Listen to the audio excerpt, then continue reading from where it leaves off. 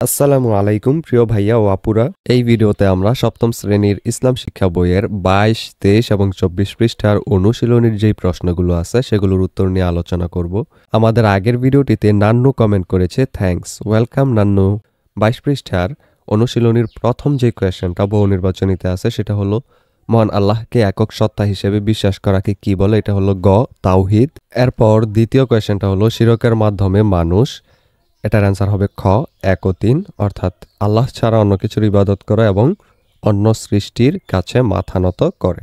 এরপর ৩ নম্বর কোয়েশ্চেনটা হলো এই যে এখানে অনুচ্ছেদটা তোমরা ভালোভাবে পড়বে।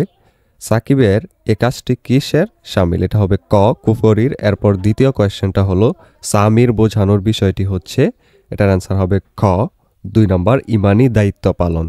এর পরবর্তীতে সৃজনশীল প্রশ্ন দেয়া আছে, দেখো এখানে একটা। এরপর ২৪ পৃষ্ঠায় আরও একটি প্রশ্ন দেয়া আছে। চলো আমরা প্রথমেই ১ নম্বর কোয়েশ্চেনের উত্তরটা দেখে নেই। এখানে দেখো একটা উদ্দীপক দেয়া আছে, উদ্দীপকটা তোমরা খুব ভালোভাবে পড়ে নিবে। এইটা অনুযায়ী তোমাকে গ এবং ঘ নং কোয়েশ্চেন করা হবে। প্রথম কোয়েশ্চেনটা হলো এখানে ক নম্বরে তাওহিদ কি? এটার অ্যান্সারটা হবে তাওহিদ হলো আল্লাহর একত্ববাদ। এরপর খ নম্বর কোয়েশ্চেনটা হলো আর তারা মুত্তাকিগণ আখিরাতের উপর দৃঢ় বিশ্বাস স্থাপন করে, আয়াতটি ব্যাখ্যা করো। এবং গ নং হলো নামাজের প্রতি রাজা মিয়ার মনোভাব ইসলামের দৃষ্টিতে কিসের শামিল, ব্যাখ্যা করো। এরপর যে মূল বিশ্বাসের ফলে ফরিদউদ্দিন নামাজে দৃঢ় ও দায়িত্বশীল তা বিশ্লেষণ করো। চলো আমরা এই খ, গ এবং ঘ নং প্রশ্নগুলোর উত্তর আমরা একসাথে দেখে নেই। উত্তরটা এখান থেকে শুরু, আমরা এটার উত্তরগুলো পড়বো না, তাহলে ভিডিওটা অনেক বড় হয়ে যাবে। আমরা শুধু উত্তরগুলো দিয়ে দিচ্ছি। এখান থেকে উত্তর শুরু, তোমরা ভিডিওটা অফ করে করে দেখে নাও।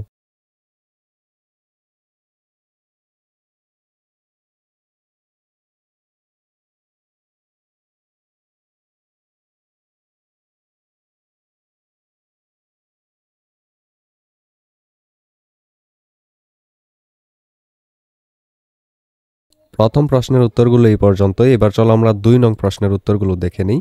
২ নং প্রশ্নেরও এখানে উদ্দীপকটা তোমরা ভালোভাবে পড়ে নিবে। ক নং কোয়েশ্চেনটা হলো আসমাউল হোসনা কি?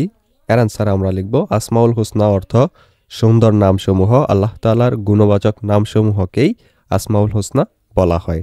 এরপর খ নং কোয়েশ্চেন হলো কোনো কিছুই তার সদৃশ নয়, আয়াতটি ব্যাখ্যা করো।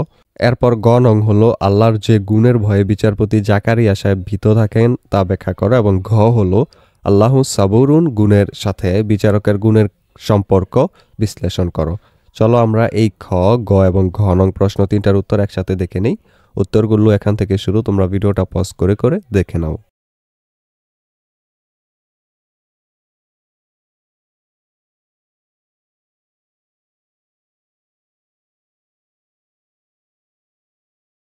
ভিডিওর এই পর্যায়ে তোমাদেরকে একটা আপডেট জানিয়ে রাখি, তোমাদের নিশ্চয়ই এক এক বিষয়ের প্রাইভেট পড়ার জন্য এক এক স্যারের কাছে দৌড়াদৌড়ি করতে হয়। এতে করে অনেক সময় এবং অনেক টাকাও খরচ হয়। কেমন হতো যদি একই জায়গায় সবগুলো সাবজেক্টের প্রাইভেট পড়তে পারতে, আর টাকাও লাগতো অনেক কম। সেই কথা ভেবেই তোমাদের জন্য 10 মিনিট স্কুল একটি অনলাইন কোর্স লঞ্চ করেছে, যেখানে খুব অল্প খরচে গোছানোভাবে সকল বিষয়ের উপর ক্লাসগুলো নেওয়া হবে। ডেসক্রিপশনে লিংক দেওয়া আছে, সেই লিংকে ক্লিক করে বিস্তারিত জেনে যদি কোর্সটি ভালো লাগে তাহলে আজই ভর্তি হয়ে যাও সেই কোর্সে। এবার চলো ভিডিওতে ফিরে যাক। এই ভিডিওটি এই পর্যন্তই। পরবর্তী ভিডিওতে আমরা এর পরের দ্বিতীয় অধ্যায় যেটা আছে ইবাদত, এইটার প্রশ্নগুলোর উত্তর নিয়ে আলোচনা করব। সেটা পেতে হলে অবশ্যই চ্যানেলটিকে সাবস্ক্রাইব করে রেখো।